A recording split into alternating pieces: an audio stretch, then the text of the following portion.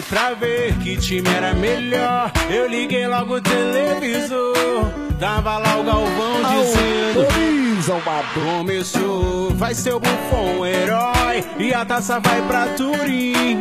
Ou o Cris irá deitar e a orelhuda vai pra Madrid. O Zidane é o cara, comprou uma caixa cheia de colete à prova de bala.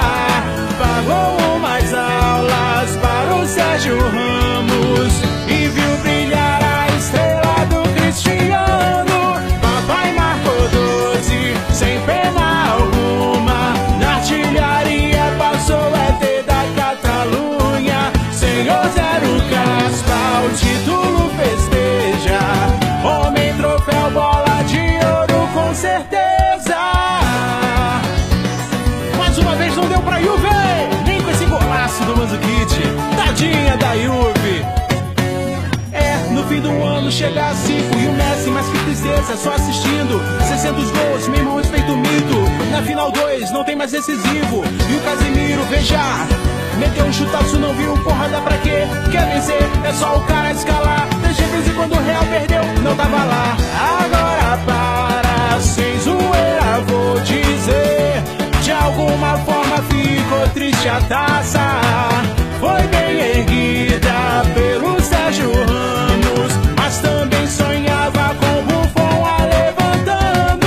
Não deu para a Juve, é forte a macumba, mais de 20 anos sem ganhar Champions nenhuma. E o menino Asensio chegou de surpresa, meteu o quarto Natal da melhor defesa. Bola do Marcelo, que não erra uma. Modric ganhou aquele apertão na bunda. 12 vezes Champions, é muita grandeza.